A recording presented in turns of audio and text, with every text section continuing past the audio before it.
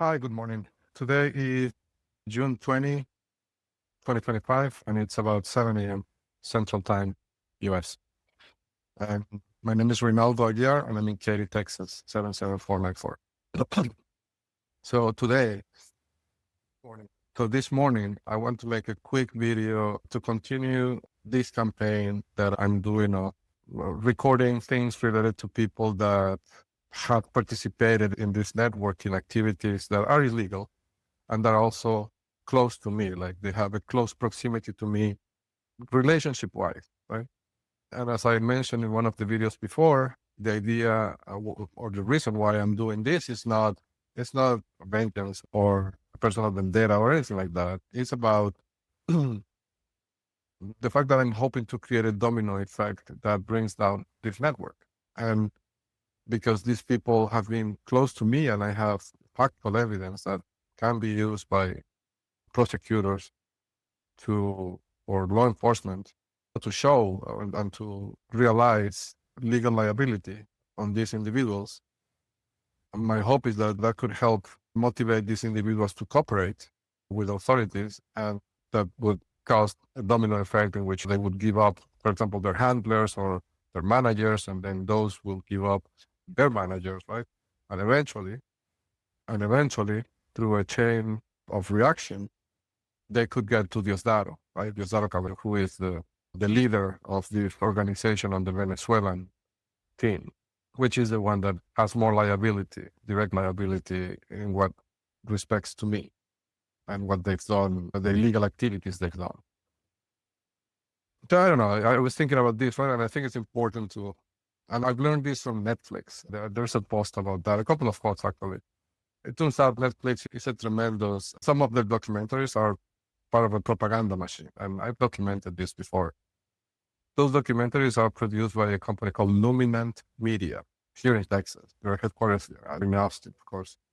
And it's funny, if you look at the headquarters, it's next to a Microsoft headquarters, of course, because of Bill Gates, right? The whole complex is protected by a huge buffer zone for the immune geo entities pattern that I described to death in the website. It's, of course, marked with high paramilitary scores, right? And in the documentaries, they feature figures like Robert Gates, who was employed by Travis Kalanick at Uber. And so much so that they made the documentaries, they call him Bob Gates, right? Like they have an affectionate name for him in the documentaries. It's just funny to watch. Anyhow, in one of those documentaries, I think it was called The Dictator's Playbook, I learned that dictators, strongmen, they have a playbook, right? Of things, it's like 10 things that they do to oppress entire countries. And it's interesting to watch, really, because it's very educative. So I learned a couple of things from that documentary. And one thing I learned is that when you have a weapon, you have to give it a name, right? And you have to like flaunt that name and parade that name as many times as you can in front of your opponent to intimidate them. So it's important to give things a name, is what I'm trying to say. So I'm going to get this campaign a name. I'm going to call it Bring Diosdado to Justice, Bring Diosdado to the US. Right? That's the name of the campaign. With that, I want to talk today about a person that has super high liability because she's been close to me for, I don't know, almost 20 years at this point. We haven't spoken in the last 2 years, I think, or a year and a half. When things started escalating, I think, this is a hypothesis, she never told me this, but I think they gave her the instruction to not talk to me, right? Because I could gather evidence or I could make her say something wrong. So she stopped talking to me. That said, the liability is there. There's too many data points and too many things that has happened in 20 years that are demonstrable that happened. That I think it's important that she could be a key player in this campaign. Bring Diosdado to justice, bring Diosdado to the US. So her name is Ana Codallo. Okay, it's spelled with only one N, the first name. So A-N-A. The last name is Codallo in Spanish, but if you say it in English, it will be like Codallo. Okay, it's C as in Charlie, O, D as in Delta, A-L-L-O. But she changed her name because she got married, and the last name of, she adopted her, the last name of the husband is Gannon. I believe it's Gannon. I don't recall if it's Gannon or Gagnon. I don't know if there's a G before the N. I have to check on the system, but I can't recall right now. So anyhow, but I'll talk about the husband later. But the husband is important as well. The husband is an agent, and I believe he's part of an elite unit, and a Russian unit. And I call this unit the Kilpatricks. And I gave them that name because there is another agent that seems to belong to the same unit here in Katy. So Anna Gannon or Anna Codallo is in Calgary, Alberta, Canada. But the Kilpatricks are here in Katy, Texas. And it's like a clan. There's 20 of them, all of them marked with super high paramilitary scores, about 4 million points, which is like super, super high, higher than Diosdado Cabello's home. So the house of Ross Daniel Kilpatrick here in Katy has a paramilitary score that is twice as high as Diosdado Cabello's home in Venezuela. Go figure. And there's 20 other Kilpatricks in Katy, also with houses that have paramilitary scores of 4 million or more. So that's why I adopted the name the Kilpatricks for that clan, for that group of individuals, right? Now, among the men that I've met throughout the years in different places, they seem to share a specific physical traits. That's why I believe they're part of an elite unit, because if you look at them, they look like clones. It's impressive. It's like they were mass produced or something like that. So these individuals are always super tall. I'm talking 6'4", 6'5". I'm relatively tall, at least for a Hispanic man. I'm 6'0". And when I met these guys in person, all of them, I had to literally look up like this to be able to look them eye to eye. They're like 6'4", 6'5". They're very thin, all of them. And their personalities also share certain characteristics. But I'll make a little bit about them, because otherwise this is going to get too long. But notable individuals of this clan: Max Tarasiak in Calgary, Alberta. Pajam, I believe the last name is Mabedi or something like that. He was posing as if he was Iranian or from Arabic descent, but I think he's really Russian. Like they do this thing where they have fake identities, right? So Max Payam from Twitter, he works at Twitter. Payam worked at Twitter. Max was posing as a salesperson trying to sell my products, quote unquote. He was really trying to steal the technology. And Gannon is the other guy, right? Gannon. They all look like clones, like if they were like brothers. And the other one is, of course, Daniel Ross Kilpatrick, who was introduced to me by my former partner, and he was supposed to be a gym instructor working with Bree, who's the best friend of my former partner figure. So anyhow, that's her name, right? So she's Anna Codallo, and she married Aidan Gannon, and she changed her name to that. I think they married on 2014 or 15 or something like that. Okay. So the reason why Anna is important is because our relationship dates back to 2005, I believe. So exactly 20 years. And what happened was, and this might be very relevant, is at the time I was in Calgary, Alberta, and I was single. I was alone there. I had just moved to Calgary from Montreal, and I started working on this classifieds website. My idea was to make something like, it was basically a clone of autotrader.com, something like that, right? Like a classified website catering specifically to the automotive industry in Calgary. That was my idea. So I would go to the dealerships and offer them to take pictures of the cars, right? Post them on my website. I would take the pictures for free. Like I wasn't charging anything for that service. And that way my plan was to generate that content, and with that content, bring in visitors, right, to the website and grow it that way. But of course, that's when I got the attention of Piero Villar from eBay, and he did all this for 20 years. But anyhow, when the first week, and this is what's impressive, and I don't know the answer to this, and I really hope that someday I will get to know the answer. But I had been working on this idea for, I don't know, maybe 10 days. Like it was like a very short period of time. At that point, I didn't even know how to write code, because my profession, I'm an electrical engineer. That's my degree that I got at college or university for engineering, but electrical engineering, specifically in electronics. But and I took some programming courses at university, but professionally, right? I didn't know really how to do it. So I started so that first 10 days of that idea, I was basically trying to figure out how to write a website, right? And then magically, Anna appears in my life. And she was introduced to me by a friend, and his name is William Sanchez, a friend from childhood. She was in Venezuela. We met like remotely, but we started chatting, I don't know, Messenger, Microsoft Messenger at the point. I don't know what it was.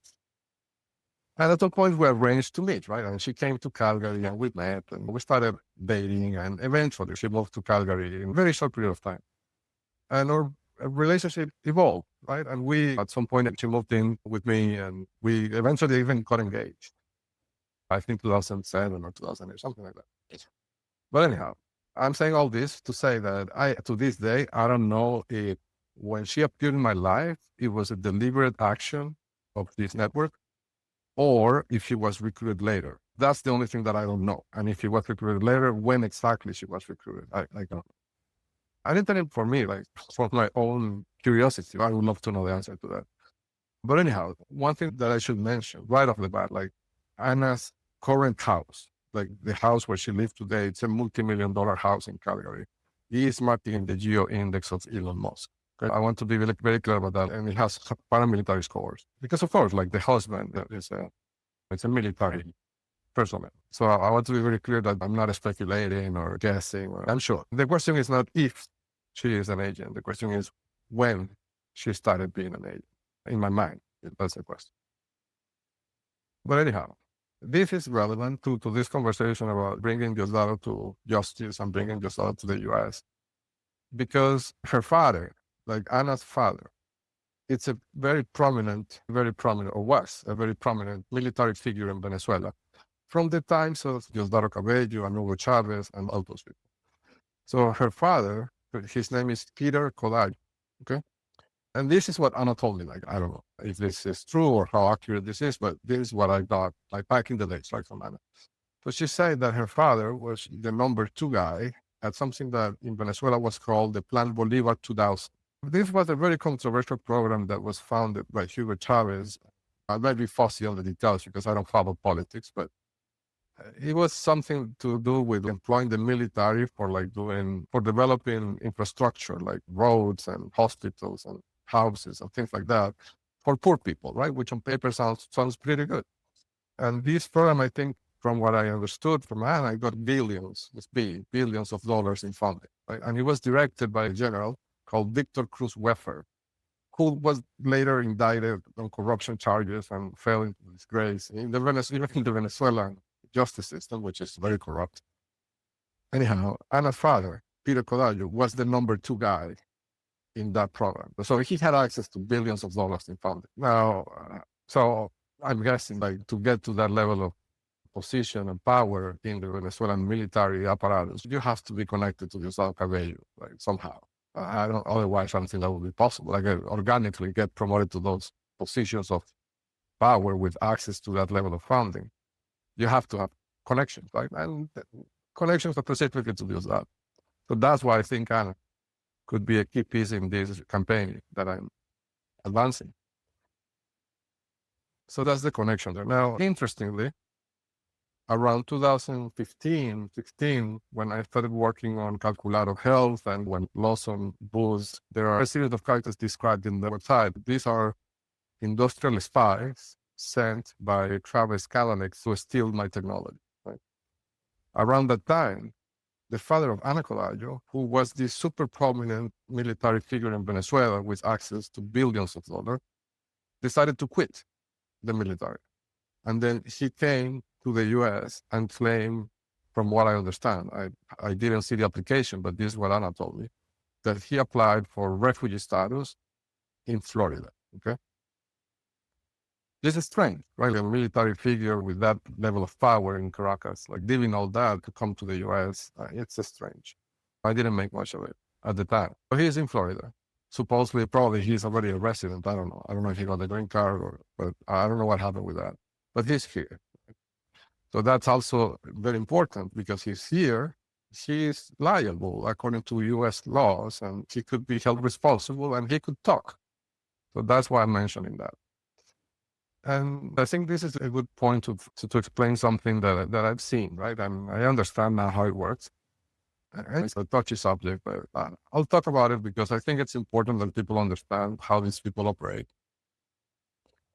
It's about how this whole thing with the romantic interests or romantic partners work, right? Like how do they manipulate people, their targets, and how do they use and weaponize relationships? So it's basically a two-pronged approach, okay? Um, so the way it works is that on one side, the intelligence apparatus, I'm going to talk about the Venezuelans, but this applies to all of them, right? Like they're called coalition. In my case, it was the Venezuelans, right? Because I was born in Venezuela and I lived in Venezuela for the first 20 years of my life. So they have a lot of data that they can collect from me in Venezuela. My family, like I had family members in Venezuela, and they use that, right? So the two-pronged approach, the way it works is that the intelligence service, whichever it is, but in my case, the Venezuelans, they gather data, intelligence about you, like personal things, like your taste, your likes, your dislikes, your values, like your core beliefs. What would you be looking for in a partner? Your aspirational goals, your dreams, your fears, like all these things, right? They gather that intelligence and they create a dossier with that. And then they take a woman and a man and they train the man, right? The one that is trained and that has all the intelligence about you is the man. And they pair them together. Now, this is an important part of the technology. This is a technology, really, what they have, right? The and I don't know, like this, I don't know because I haven't seen it from inside, but from what I can tell, right? I don't know if the man and the woman, when they pair them, they are already a couple, right? Like they're a romantic couple and they're recruited together with this goal, or if they're two separate individuals that are recruited and they are set to work together. And because they're working together so closely and in all these deceptive ruses, they end up being romantically involved. But it is always the case that they're romantically involved. Like the man and the woman that are working together against the target are always romantically involved in some capacity. Okay. But this is what I don't know, right? I don't know if this is by design, right? That they take a couple that is already romantically involved and they recruit them both, or they end up being romantically involved just because of the proximity of the work that they're doing for years, or they were not romantically involved and they're instructed to get romantically involved as a way to develop trust and to develop like other dynamics between them that are important, right, for this thing to work. From what I can tell, I can also tell you, I believe that the rule number one of this arrangement is that they must not fall in love, right? Because if they fall in love with each other, or one of them fall in love with the other, then it messes up the whole dynamics of the thing, right? For example, the man would get jealous because the woman has to be involved romantically and in other ways with the target, right? And the woman is carrying all these listening devices all the time, and the man is going to hear everything that happens between the two. So if they get romantically involved, it can get tricky, right? And I believe sometimes it has happened that even in the occasions that I've seen, that the man has fallen in love with the woman, right? And that causes problems. Like I've seen that firsthand. Like they get jealous, like they react, right? Which then allows the target to become aware, which is what happened in some occasions in my case. Anyhow, yeah, so the way this technology works is that the intelligence service gathers information about the target, very intimate information, their likes, their dislikes, their fears, their dreams, their values, everything, right?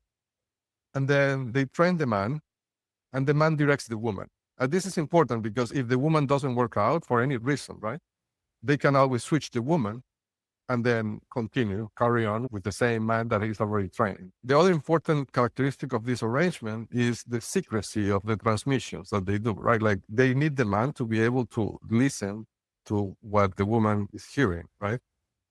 And so it cannot be any person, right? Because then if they switch the man, then they carry the risk that the other man could talk. The new man could be not good or could be compromised. So this couple has to be very stable. Ideally, they wouldn't change the actors, right? Because changing the actor is risky, particularly with the man. So they have to build this long-lasting relationship between the two, and I think that's why they have to get them romantically involved with each other, so the thing lasts. Because otherwise, if the man gets bored and wants to leave that woman, wants to do something else, then they will have to bring a new man, and that's risky. And the same thing, if the woman doesn't want to interact with this particular man anymore, then they will have to bring a new man, and that is risky. So they have to make that couple stable, is what I'm trying to say. That's why I suspect that the couple might be pre-existing to the recruitment, because that would make it stable. But that also brings me to another point. And here you can see, I don't know if viewers would recall when I talked about Edilberto Molina and the fact that he basically, there's no other way to say it, like he wrote his own sister for his own personal gain. But if that's the case, what does it say about this Peter Codallo? He sent his own daughter to do this, and she was like 21 years old, 22 years old at that point.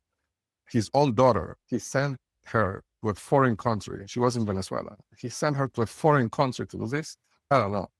But see, and this is very telling, like this is the way this group of individuals think. It's the values that I think the rest of humankind takes as standards, values, don't apply to them.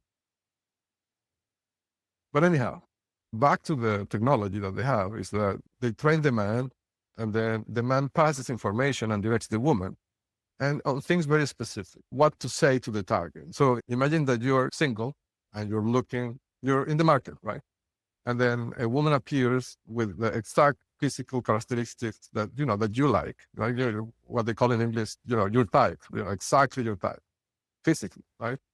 And on top of that woman, when you talk to her, she says things that like resonate with you in a way that you've never seen before. Because of course she's telling you all the things that you like.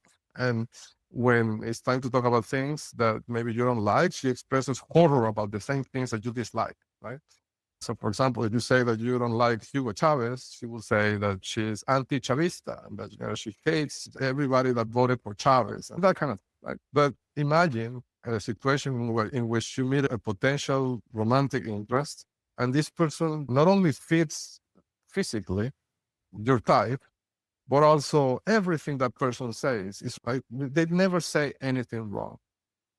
And then I think this brings me to the point I want to make, is that this creates an illusion, right? It creates a fantasy. It creates a situation in which you believe you're in love, right? It's not really love because this person doesn't really exist as it's being presented, right?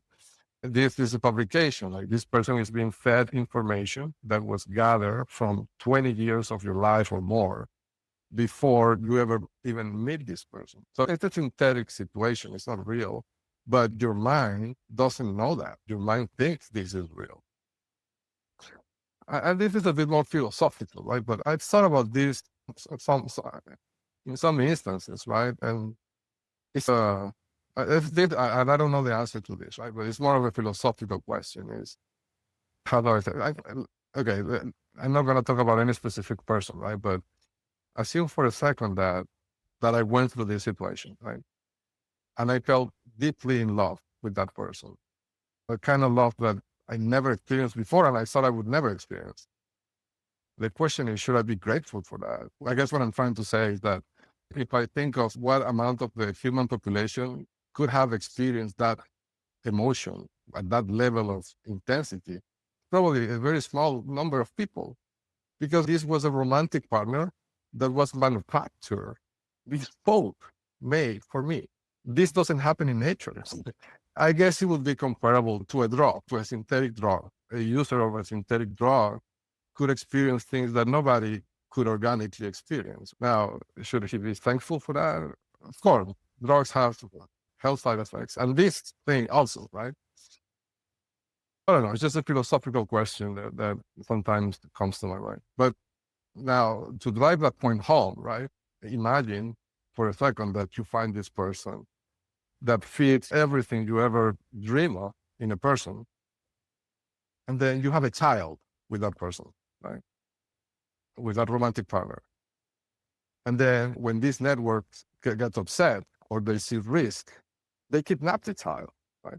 Imagine the psychological effect of that weapon, right? It's a tremendously effective weapon because it's not any child. It's the child with this unicorn of a romantic partner that they manufacture for you. So, that has a much profound effect on your psyche when they kidnap the child, right? Which is part of a playbook as well.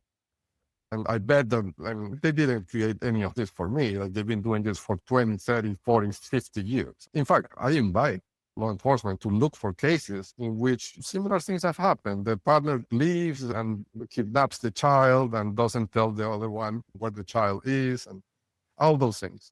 I bet you, right? Some of those are going to be marked in the index. Some of the partners that left and filed for divorce and called the other party crazy and all that. Anyhow, to talk about specific things related to Anna that could have probatory value in all this, I'm just going to mention a few isolated things that are traceable, okay? Or could be traceable. So back in 2010, I believe, I bought a car in California. It was a Mercedes-Benz SLK 280, I believe. I can't recall, but I have a picture of the car somewhere. It was a silver Mercedes-Benz 2-doors convertible.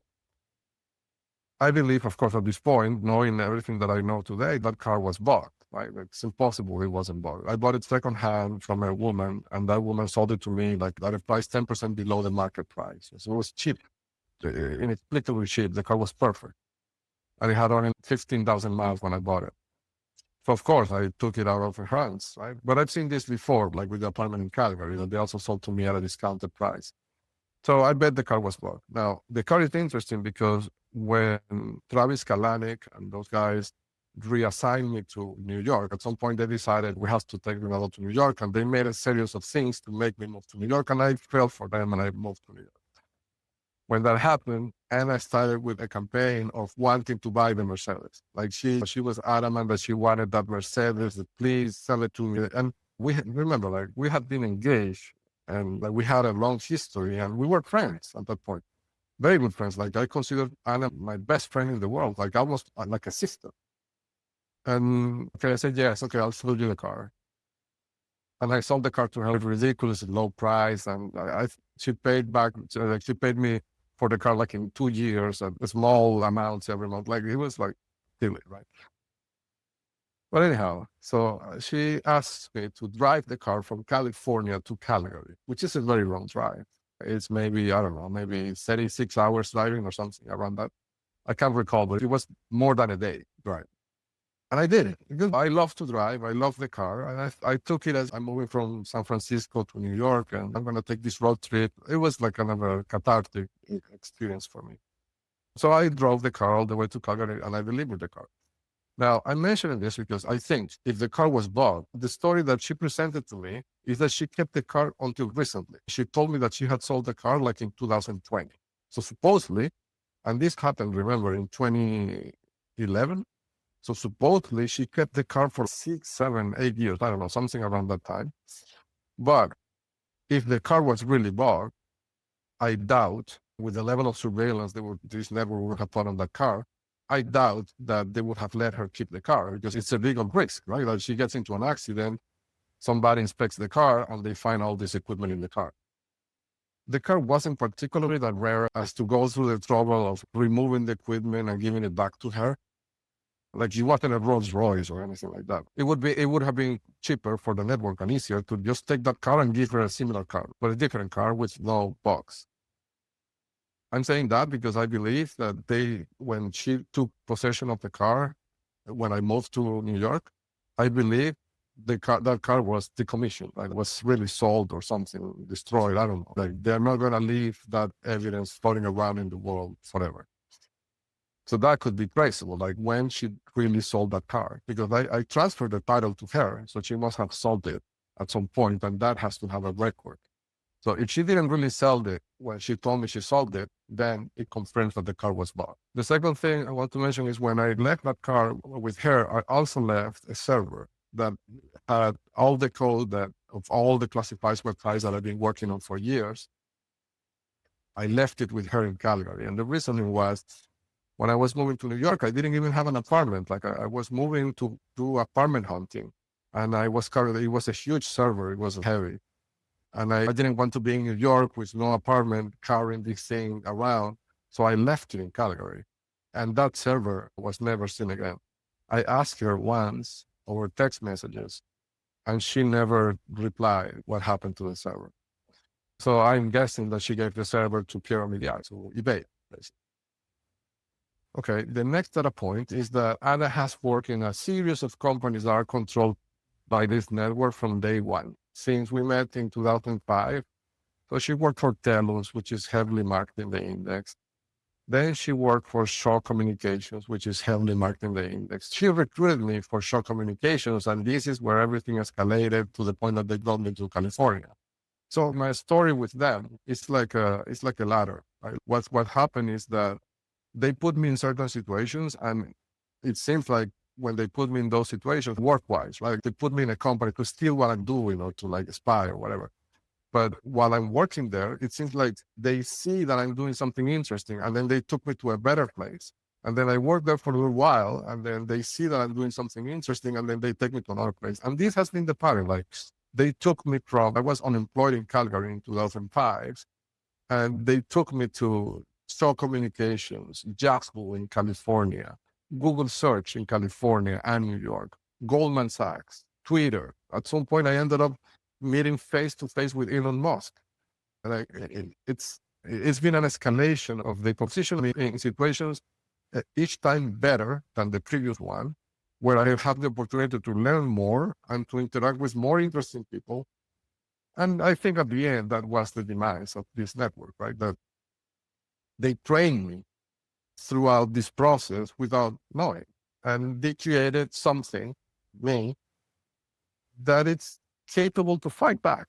But again, it's like the same thing that I was talking about before with the synthetic drug of this synthetic love, right, that they create.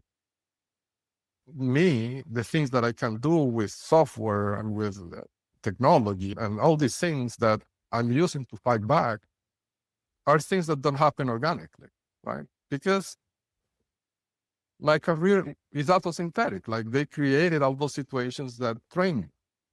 And it's unlikely that another individual could have a comparable training without design and intervention, which is what they did. So it's very paradoxical, is what I'm trying to say.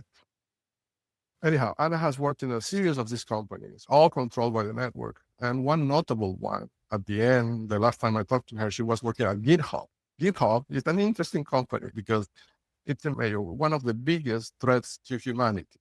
And I'm not exaggerating here. For people that are not technical, GitHub is a company that provides repository services for code. If you're a software engineer, you write code, you have to keep your code stored somewhere, right? Back in the days, people would store it in a computer like the Anaconda server. That's why they had to steal the Anaconda server physically, because I had the code in the server, and that's where they kept it. And I had some backups and everything, but the code was physically stored there. Either wanted to steal the code, they had to steal the server, as they did. But I don't know, at some point, GitHub came along, and they created this system where developers can submit their code to the GitHub servers, which are hosted on the cloud, and the code is in the cloud, okay? And then every time you change locations, you can just check out your code from the cloud, and it copies the code to your computer, and you can work in your computer. And then after you made some changes, you can check in the changes to the cloud servers, and that way the code is always updated in the cloud. So what they're doing with this, and GitHub is a huge service. Like I cannot think of one developer that I know, one engineer, that does not have a GitHub account, right? Like it has massive adoption. That's why it has the name Hub in the name, which Hub is a name marker. There's dozens of companies controlled by this network, all important, all acting as aggregators of something important that have Hub in the name.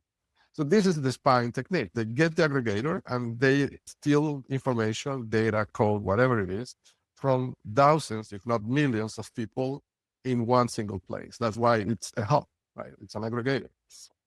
And that's why it's important to them. Like they go for the aggregators instead of having to steal individual servers from many developers. They control the aggregator, they make it appealing to the developers, and naive developers like me go and checking their coding in GitHub. And they steal the code from GitHub directly because they own it, right? So basically, we're all giving our code to this network. The reason why I say it's dangerous for humanity is because obviously this network is using technology to enslave the world. That's what's happening, right? They control all these technology companies, and when a new company comes up, or an entrepreneur tries to do something, they either steal the technology or they kill the man or the woman, right? Like the entrepreneur, they just assassinate them, right? So there's no technology. So the technology has to be controlled by them or by nobody, right?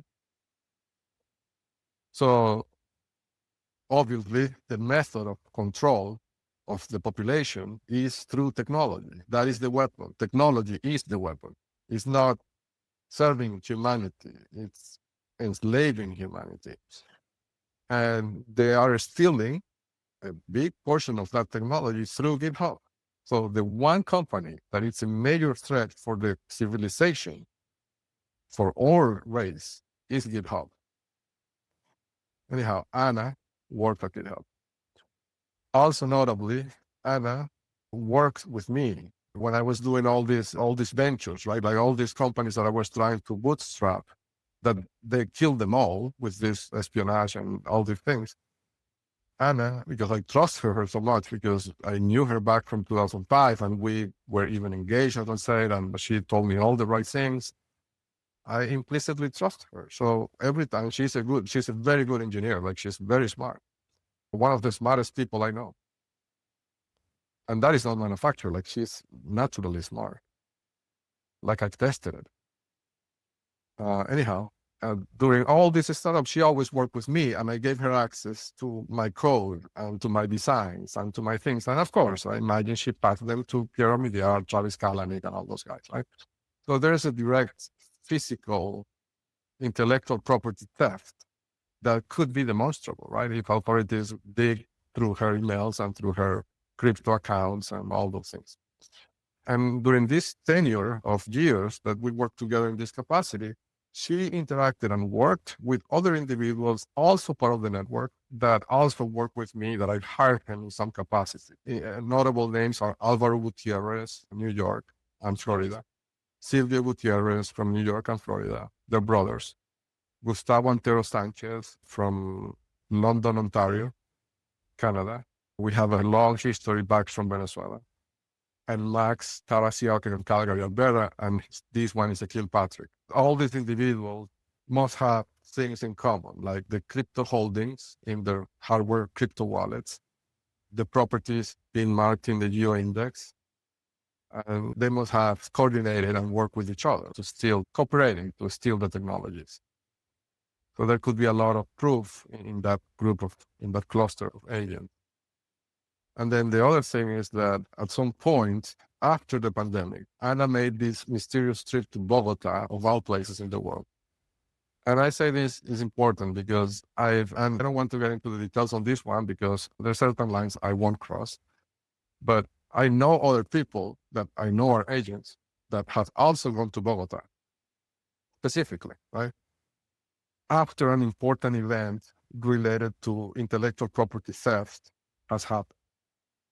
So I believe it's a form of payment. What I believe is happening is that they go to Bogota to pick up the crypto wallets, like the hardware crypto wallets with the millions of dollars in crypto in them, right? Like it has to be something that requires them to be there in person. It's something that is physical, right?